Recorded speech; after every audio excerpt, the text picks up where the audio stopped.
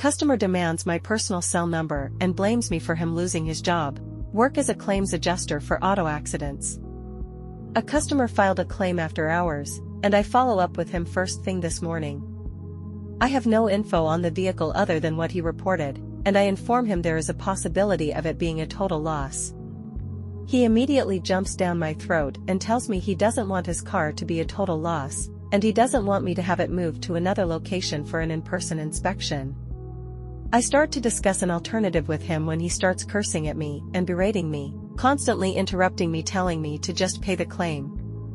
If it were that easy of a job, I'd be paid less, and my job would be a hell of a lot easier.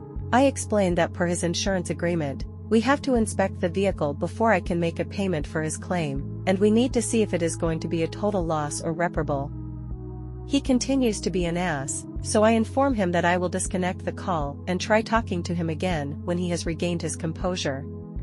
I hang up and go into a meeting, and he proceeds to call our customer service line over and over and over. He harassed a total of 4 women and refused to end the call until I accepted his call. I explained I was in a meeting and wouldn't be out for at least another 30 minutes or so. He continued to stay on the line with them for a few more minutes before hanging up and calling customer service again. I finally have a chance to call him back, and I explain that we can try to work with his shop in having them submit photos so we can do a preliminary check to at least see if the car is a total loss or not. He tells me he sent me photos from the night before. I explained that there were no attachments to the emails he sent me, and that we need very specific photos to have the most accurate review. He proceeds to tell me it is my job to call the shop and request them, which is what I told him at the start of the call anyway. He then demands my cell phone number. I explain that I don't have a work cell phone. He states he wants my cell phone to be able to reach me over the weekend. I informed him I will not be providing that info to him. He demanded it a few more times before stating he wanted to talk with my supervisor. I stated she was already informed of the situation and would be reaching out to him when she is able to. I am not allowed to give out her contact info. He tells me that I need to have her call him immediately. I remind him that she is my supervisor, and I cannot dictate her schedule. He proceeds to try to keep me on the phone until his demands are met. I inform him that I am going to disconnect the call if there is nothing further to discuss, and he ends the call. I called the shop, and they also gave me attitude stating that I was keeping a good man from his job and that I shouldn't be wasting his time like this. I asked if they could email the photos to me just so that I can get it done, and they say they will. I have an uncommon last name, so I made sure to spell it out for them multiple times since it is part of my email address. 2 hours before I leave for the day, I still don't have the photos. I text the customer and let him know, and he told me he would call them. 5 minutes before I'm supposed to leave, I call the shop again and don't get an answer or option to leave a message. I text the customer to let him know that photos aren't received yet, and we won't be able to move forward on his claim until Monday. He starts blaming me for working in a different time zone, stating it isn't fair that I work 3 hours ahead of him. I explain that I don't work 3 hours ahead of him, I'm just 1 hour ahead, and the shop had all day to send me the photos needed. He now states that since he doesn't have a rental, didn't purchase the coverage, he is going to be fired on Monday, and it's all my fault. I offer to set him up with a discounted rental, and he tells me he doesn't have a rental company in his area, but it's still my fault for him losing his job. Goodness gracious. I'm so sorry to hear that. You mean to tell me that your employer is so heartless as to fire you for missing a workday unexpectedly when it's your first occurrence/infraction with them? You may want to contact your State Department of Labor then. He tells me I should just pay the claim, and I'm holding up his claim for no reason to make life difficult for him. I wonder what he thinks happens to adjusters who don't follow due diligence on a claim and just pay it. We don't get cookies, that's for sure. In fact, we face termination with our employer, fines with the state the claim was handled in, and possible jail time. Oh yeah, and our employer can sue us for the money we paid to the customer without authorization. And if the customer knowingly cashes the check when they know their claim wasn't supposed to have been paid out, they get reported to the federal government for insurance fraud and sued by the insurance company for repayment of the claim. I guess I'll see what he has to say on Monday. My supervisor has been reading my notes and keeping up to date with the claim, and she is going to have a very fun conversation with him. Especially when all the calls exhibiting his bad behavior were recorded. Update 1. Not too much going on, which is unexpected. It's been radio silence from the customer, and I don't trust it. I'm expecting a full blow-up. My supervisor called him and left a message yesterday, but he hasn't called her back either. She has informed me that I have her encouragement to put him on written-only communication, and I don't have to answer his calls anymore. She also stated that if he threatens me, which I'm not sure if he will or not, she will get our security team involved, and I can press charges against him with his local police as these are recorded calls. I called the shop today and spoke with the owner. I explained how the rep I spoke with on Friday acted very unprofessionally, and he informed me that the customer had apparently been calling her non-stop on Friday and harassing her as well, because she somehow thought it was a good idea to give him her cell phone number when he demanded it.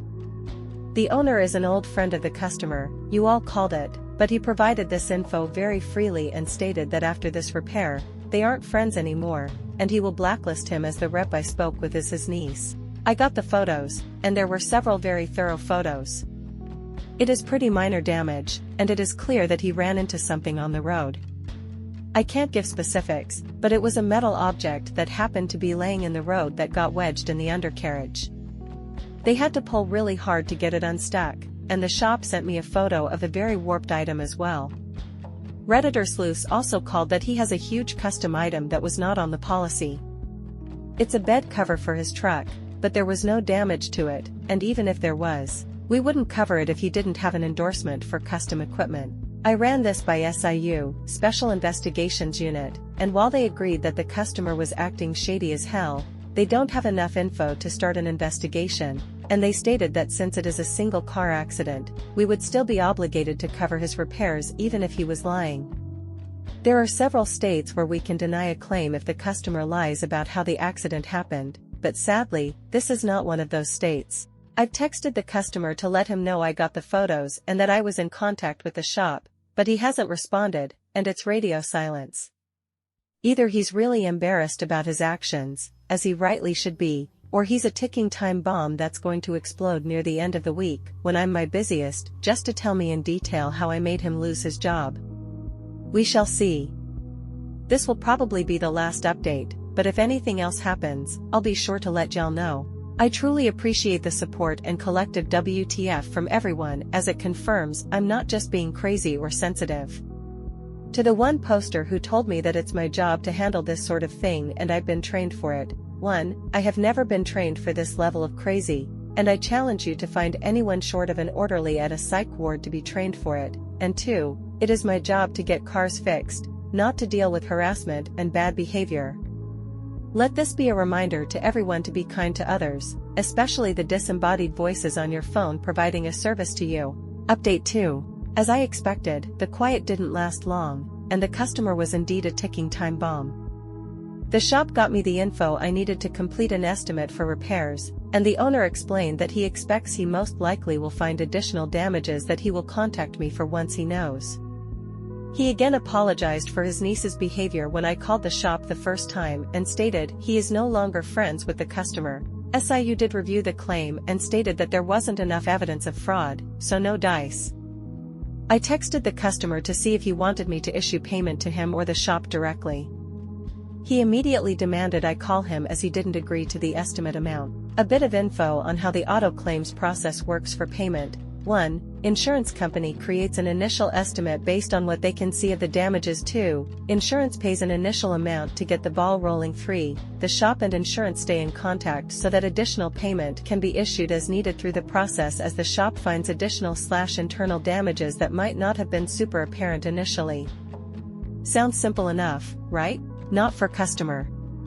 He starts talking about how the estimate from the shop is $7,000, and we are paying $6,500. I let him know that we are happy to work with the shop to issue further payment as needed and explain that shop estimates are based on what they expect to see for the full repairs, and insurance pays what they can see and confirm. Not to mention, to keep insurance prices down for our customers, we try to negotiate costs with the shop to ensure what we pay is reasonable. Before I can get 2 words out, he interrupts me and starts yelling, saying how I lost his job and that I'm now denying his claim since I'm refusing to pay the amount the shop demands. I explain again that we aren't denying the claim, but this is the first of multiple payments we will be issuing, and I need to know where to send the payment. I tell him that if he keeps talking to me like that, I will end the call. His response? Of course you will.